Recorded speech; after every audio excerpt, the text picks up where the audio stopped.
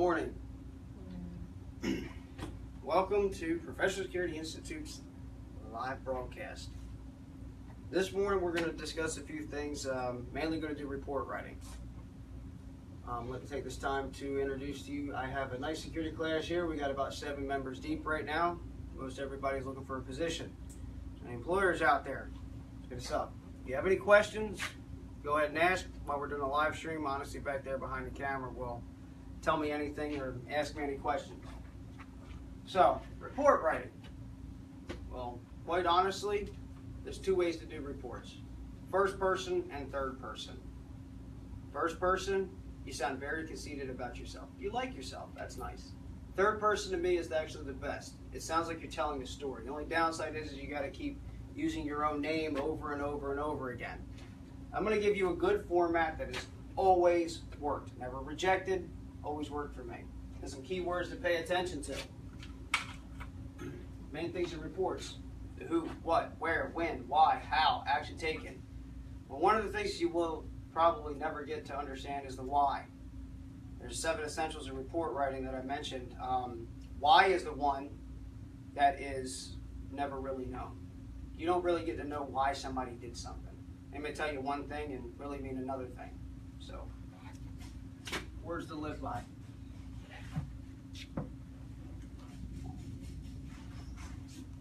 On the date that we use today, right?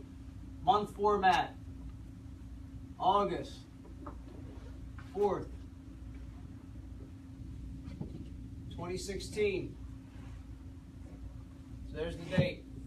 You don't have to print this either. You just put on today's date, right?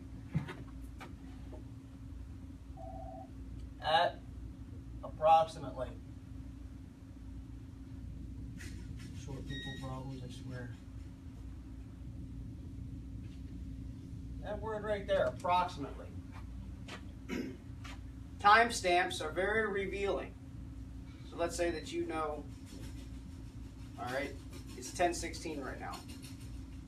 If you were to put in your report on today's date at 10:16 a.m., blah, blah, blah, blah, blah, blah, something happened, right?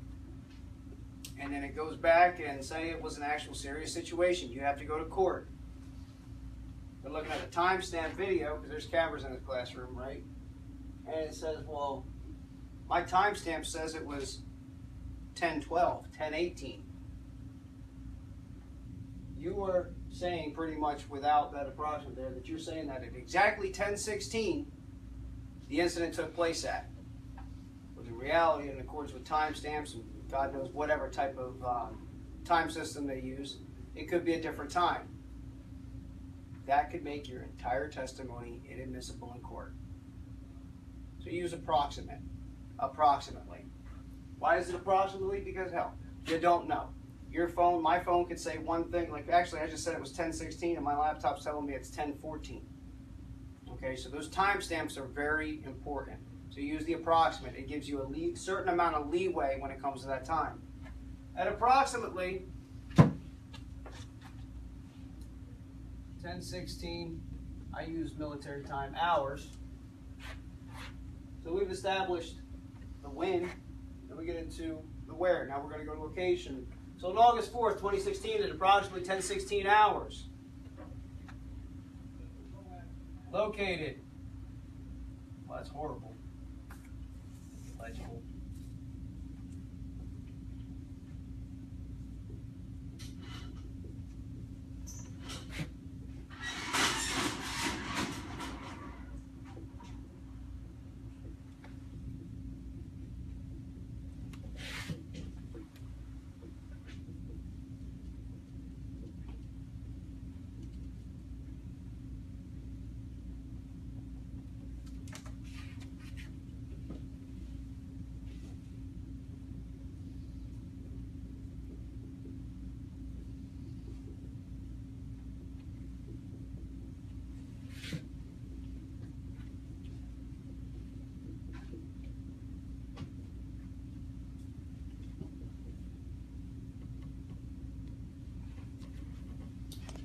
Located, we get pretty descriptive with that. Located inside the PSI classroom at 3924 Cleveland Avenue, Fort Myers, Florida 33901. That gives you an exact physical address and the exact location of where the incident occurred at.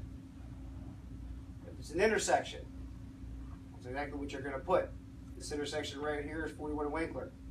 We're on the south side of 41, so US 41 southbound, located near intersection of US 41 South and Winkler Avenue. Simple, self-explanatory. All right. Located something. Now this is where we get into the fun stuff. First person. I. Apostrophe or comma? I'm horrible with third grade literature. Comma.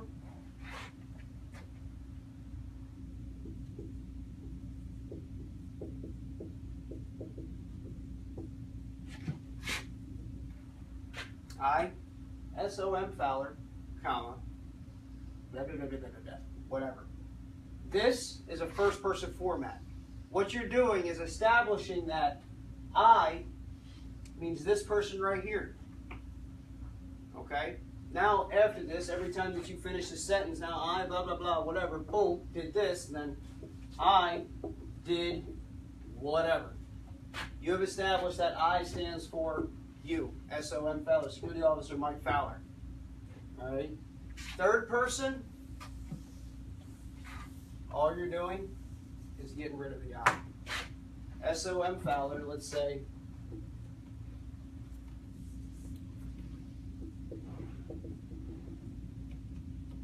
why does that really not look right?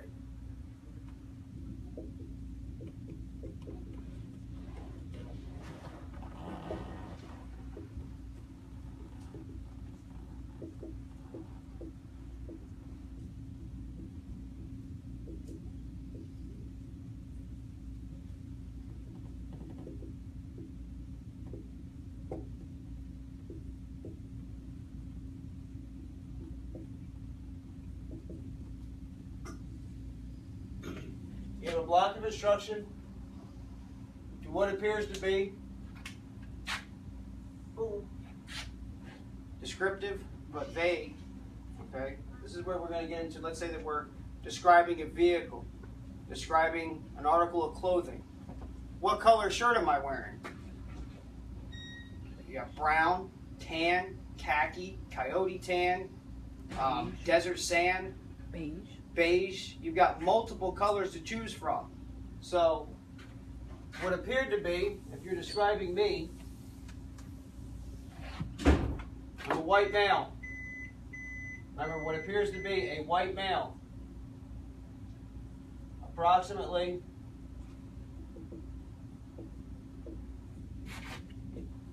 30 years of age,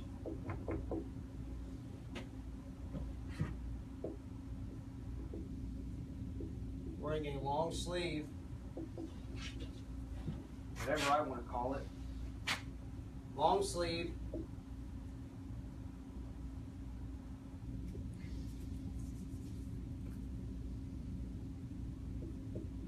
tan/khaki, whatever. How do you do that? What is it? Khakis. How does that do that? Yeah, Massachusetts people.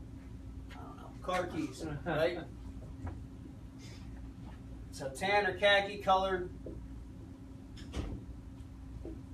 shirt with patches,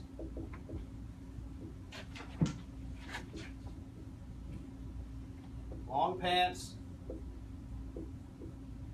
and boots. Well, sorry. Tan boots as well. And you get into the descriptives. Alright? This right here are things that I can change. I can change my clothing. I can change my appearance a little bit, right? I can dye my hair, get contacts, shave my beard. That'll never happen. Can't grow an inch, much as I really wish I could grow up a little bit. Can't shrink. But I can add to this. I can add more clothing, take clothing off. You know, it becomes a decent exposure. So the two ways to describe someone are the things that they can change and the things they can't change. Alright, so these are the things that I can change. Now what I can't change, you know, my height. We get into approximately how tall am I? Well, I'm 5'7", but you could be anywhere between 5'5" and 5'8". Maybe I grew an inch overnight or something, right? Always use your descriptives and always keep it where it's pretty well spot on, but vague enough to not get yourself caught up saying, well, wait a minute, you said that it's exactly this color, okay? I've seen light-skinned folks, like, obviously there's white, but Hispanic, white, male, female, whatever, are so light in complexion they look like white people, all right? Black males, females, same thing, light complexion, may look Latino, may not even look like a minority at all. It may actually just look like a white person, right? Gentleman that's in the class here looks like he's black, but he's actually Latino. He's Hispanic. Puerto Rican to be exact, right? Exactly. So you don't exactly want to get into calling out the whole race part of it. What appears to be white or black.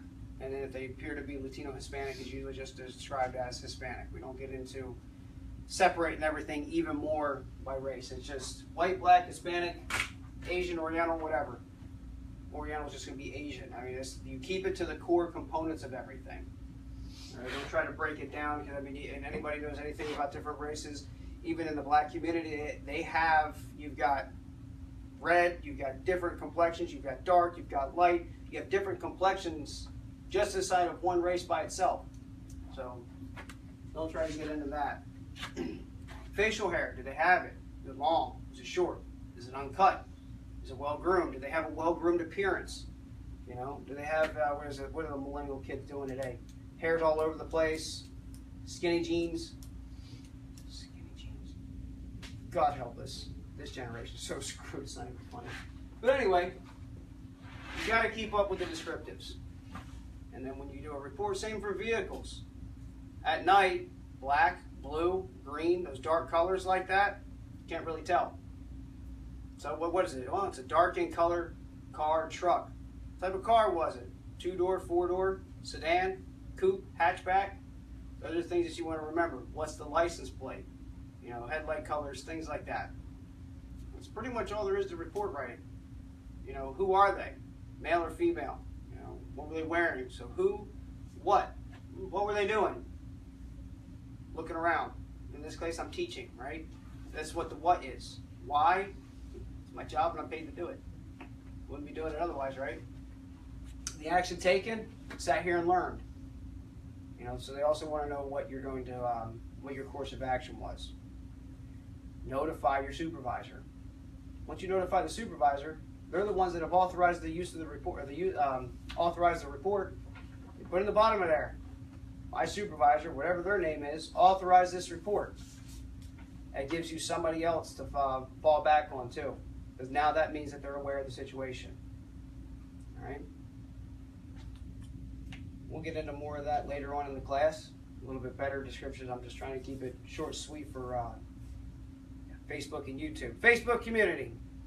Questions? We got any? Yes, no, maybe? All right, good. Now, we've been waiting all week to make this announcement. The Department of Agriculture, let me go grab one of the, let me see this little green form right here. You don't need that. You don't need that. Department of Agriculture, starting July 1st, Veterans Fee Waiver. They don't need to see it, I just need to read it.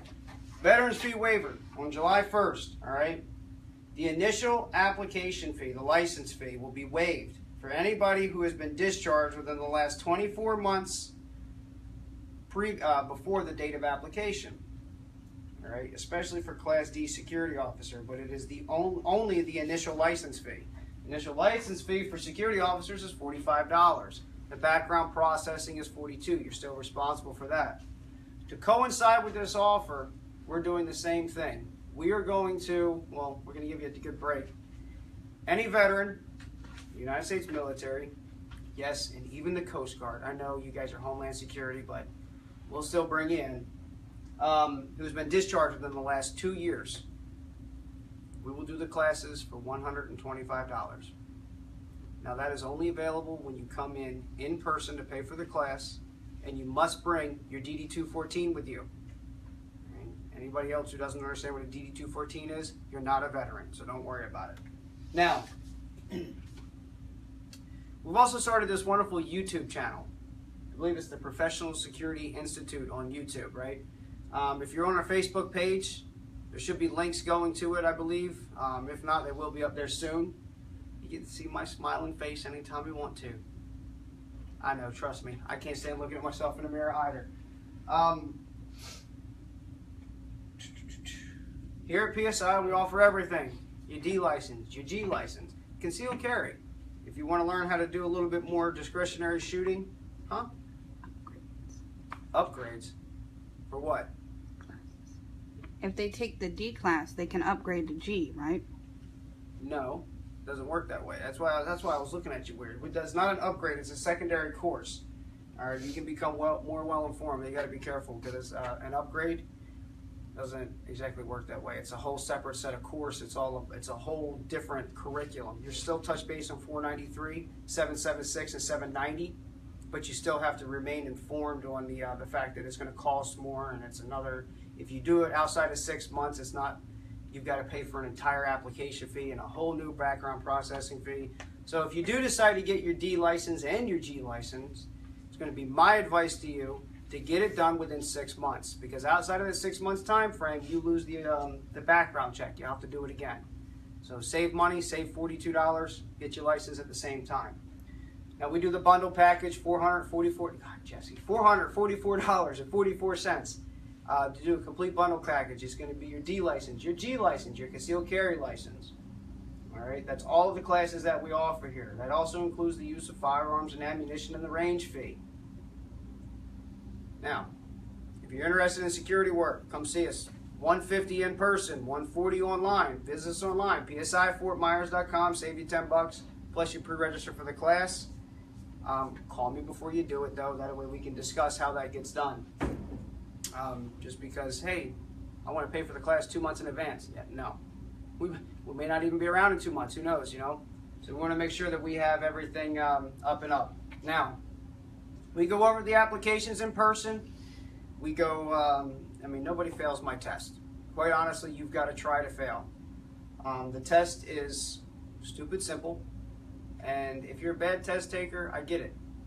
You know, we try to help out with that. I'll read some of the questions off to you. Maybe it needs to be worded differently. G licensing. Next class is going to be August 15th. We're going to do it the 15th, 16th, and 17th from 7 o'clock in the morning to 7 o'clock at night. Monday and Tuesday. Wednesday, 7 to 11. You're going to test, you're going to shoot, you're going to practice. Conceals. We normally host conceals every Monday, Wednesday, Friday, and Saturday at noon. We're asking that now you call ahead because I am taking my instructor and I'm going to be sticking him on a post on Friday and Saturday. So we may have to make special arrangements for the concealed carry classes. Anybody have any questions? Just a couple minutes. Honestly, he's probably going to step out there and talk with Jesse and Dave and inside the gun shop. So that brings me to the next point. Come visit us. We're Tactical Weapons, the gun negotiator. All right. You like guns, you like your Second Amendment, come see us. We got everything. We have freedom.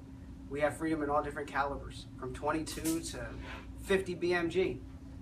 You know, we got 336, or no, is it 30-06 in freaking belt fed. I mean, come on, it doesn't get better than that. Belt fed ammunition, oh yes, whew, good times. Class 3 weapon manufacturer and sales, so we can get anything fully automatic, short barrel suppressed, pursuant to the NFA Acts, all right? Trying to think if we got anything else that's important. Just like I always say, stay informed. Don't be stupid, don't be sheeple. Stay informed, pay attention. If you want to learn, come see us. If you just want to shoot the shit, come see us too. We're all about that. You guys have a good one. Come visit us online. Come visit us on Facebook. Come visit us on YouTube. And give me a call. 239-936-7044. I'm Mike. You have a good one.